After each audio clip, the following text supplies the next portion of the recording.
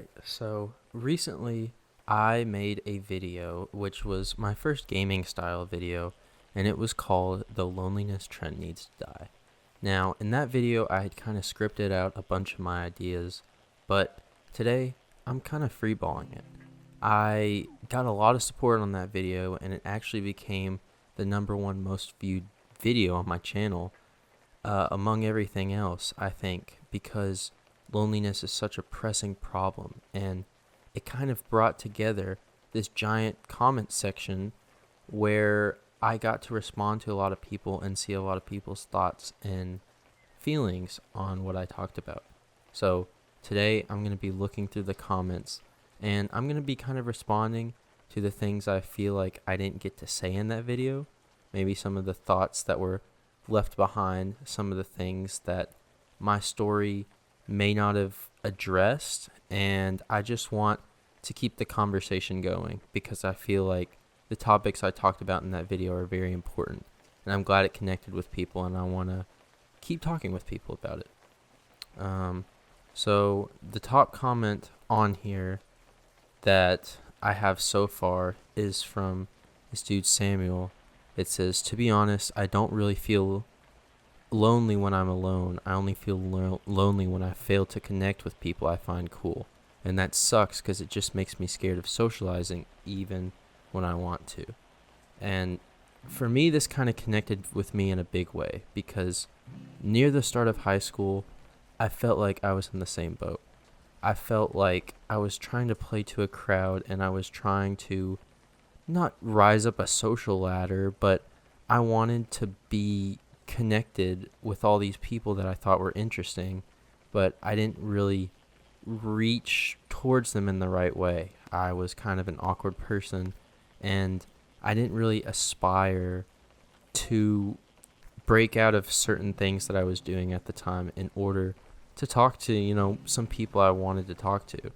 And, I commented under some of this stuff, and a bunch of people were talking about in the comments that it's kind of difficult to gauge what cool means to different people. And it kind of is difficult because sometimes it's just all smoke and mirrors.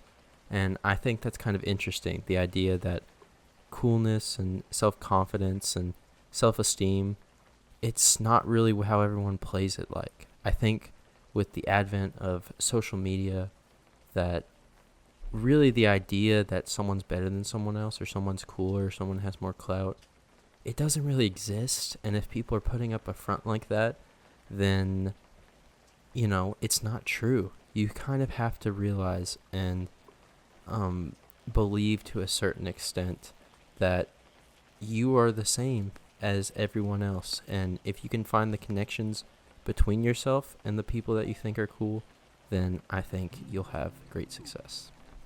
All right, the next one that got, I think, probably the most likes out of anything is, I can't really pronounce this dude's name, but it says, "Loneliness is a real threat, even if you're an introvert." And that's very, very true.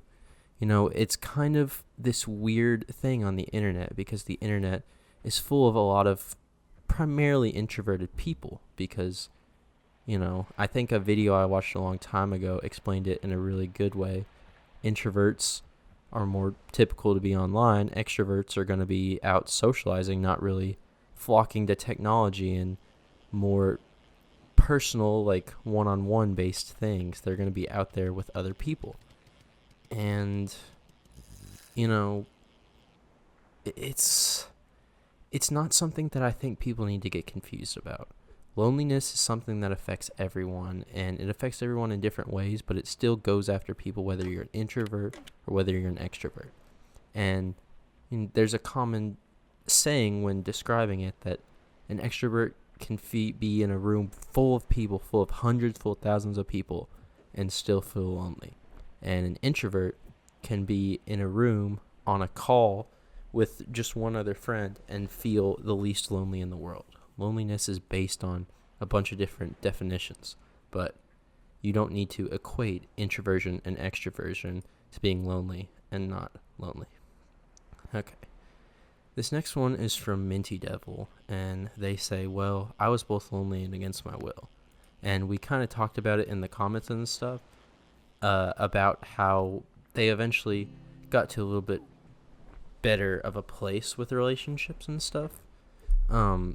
But I think this comment struck a chord with a lot of people because sometimes it can feel like loneliness isn't something that you dig yourself into.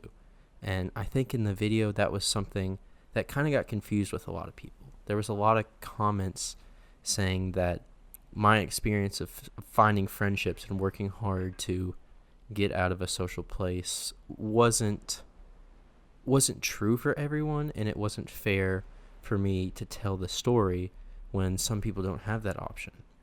And respectfully, with some of these people, I disagree a little bit, because it's true I have different situations with people, and it's true that different people have different barriers to fight and stuff. And that was another comment on here. Let me see if I can find it. I think where it was, the comment was talking about, like, if you have social anxiety. Mental health was something I feel like if I could go back in the video that I would discuss a little bit more. Because, yeah, social anxiety and, anxiety, depression, different things, different mental hurdles and conditions can kind of hold you back a little bit sometimes and make you feel lonely because you're not able to get out there and make friends the same way you feel like other people can't. But I still think fighting against those hurdles, if you feel like you're alone against your will and that you're trying to make an effort and get out there and no one's, reciprocating feelings, sometimes it is just a matter of time, and it is about a waiting game. If you're constantly putting yourself out there and just steadily not forcing yourself onto people, but just casually being open to friendships, saying hi to maybe every third or fourth person that you kind of walk by, or in class, or at work, in school, whatever it is, as long as you have continuous effort, I still feel like that makes it more likely for you to develop friends, and then you can have less of this feeling that you're suffering through this loneliness and you're against your will, because it's not going to be an immediate thing. It's going to take a little bit of time, but eventually I think that most people can get to a point where they feel content with their friendships, as long as that continuous effort is a part of your daily life. There was a lot of different comments that I want to address kind of now that were negative. There was a lot of positive stuff, but there was a lot of negative things. This one guy, TV Gamer Stan, said, "We live in a terrible world. And he says, "That's why the rhetoric that humans are social creatures is a bit delusional to me. We're going to face some form of oppression and ostracization for the rest of our existence, and it's draining. And that's why some of us stop caring to even have friends, since the world is just overall weird."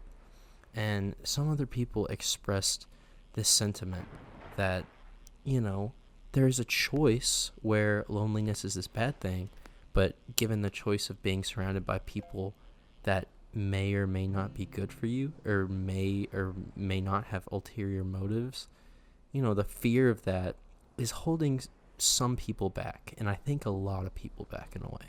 But what the comments kind of revealed to me is that certain people are open to the idea of friendships and kind of open to improving like that, and then some people say that they're stuck in this system, but that they're okay with that because they don't want to possibly face this fear of toxic people surrounding them, because that is a real concern.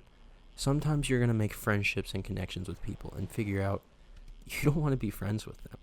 And I think it's something that you have to realize is okay. It shouldn't limit you from making new friendships, or limit you in a way where you think, yep, loneliness is the only option. I'll just suffer through this because I don't want to get hurt again.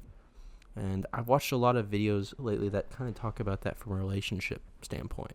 How a lot of people don't want to get into a romantic relationship these days because they've been hurt 3, 4, 5, even less times in the past. But the hurt is so great that people think, yeah, I'm done with this. I don't want to keep putting forth that effort. That was too scarring for me. And I think that perspective is valid. But I think that perspective can limit things in a way. You know, there's toxic relationships, there's toxic environments, there's things and trauma that you've struggled with in the past. But I think the best advice that I can give, that some other people in the comments were kind of also saying, is to find the reasons that are the source of your loneliness and stuff. Seeking therapy to find out what is actually holding me back. What is making me think that my loneliness will never leave? What is making me get into the cycle of loneliness? Why do I feel like I'm glorifying loneliness? Is it because out of fear? Am I so fearful of other people? Why am I fearful of this person? And why did I project that onto every other stranger I see? Why did this one person hurt me, and now I think that everyone else around me is out to get me?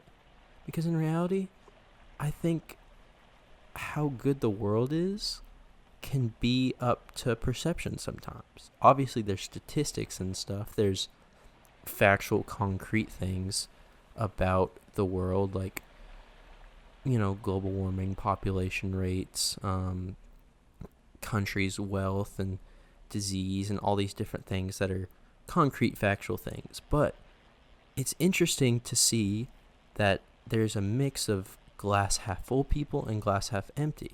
And some people think the world is going downhill.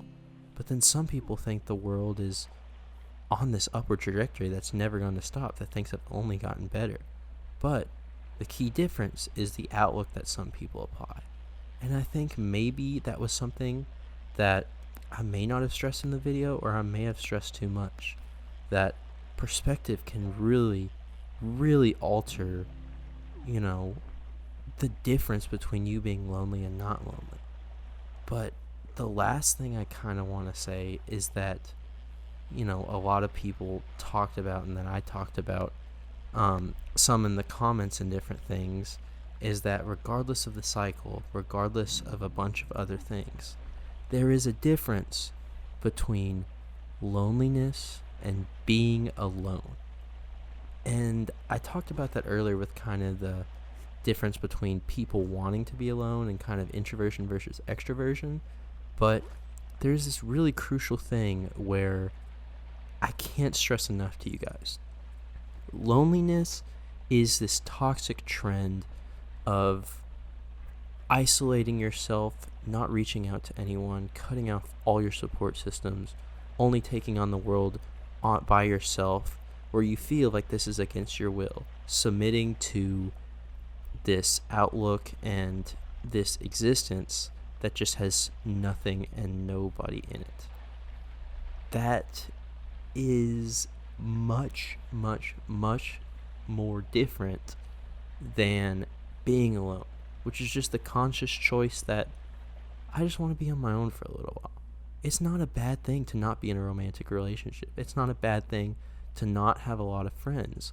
It's not a bad thing to have a few friends, maybe even one or two friends, and tell them, hey, I just want to chill on my own tonight. I just kind of want to be alone tonight. That's a positive thing. We all need our alone time. We all need the time for us to be on our own. But the difference between that, at least in my opinion, is that some people mix the two. It's kind of like what you might learn in health class of the difference of suffering from depression or suffering from a few bad days, a few days of sadness, maybe like a week of sadness. Once you reach this point of 2-3 weeks, different long-standing periods of suffering from aloneness, suffering from, you know, lingering sadness, that's kind of the difference maker. The loneliness trend, at least in my eyes, is something that people continue putting effort into and continue making conscious choices, but then also faltering under this idea of, I don't need friends. I don't need anyone else. I'm good on my own. And then these conscious choices of people might reach out to them, but they just reject them. They just fall into this cycle. And that was the part of the video that I kind of felt like needed to die. It's a very harsh stance, but it's very true. You don't need to be surrounding yourself in a completely cut off lifestyle, rejecting humanity. That is not positive. That is unhealthy. And I feel like I want to help as many people as possible, understanding the idea of how to make friendships in positive ways, like connecting with other people or finding common interests, or most importantly, just making a small effort. I think small effort is the key to success anywhere. Small, continuous efforts. What I preach with the gym and my normal content. It's what I preach with my self-improvement content. It's what I feel like changes the game. If you're just putting yourself out there, getting out of bed, doing a little bit of things each day, making a small checklist, or just having a checklist of one thing, making one small action. It doesn't have to be big, but action. Action makes a difference. And I think recognizing the difference between loneliness and being alone, and recognizing the power of small action can change a lot of things. Thank you guys for watching, and I hope you have a great day, and talk to one of your friends today. See you later. Bye-bye.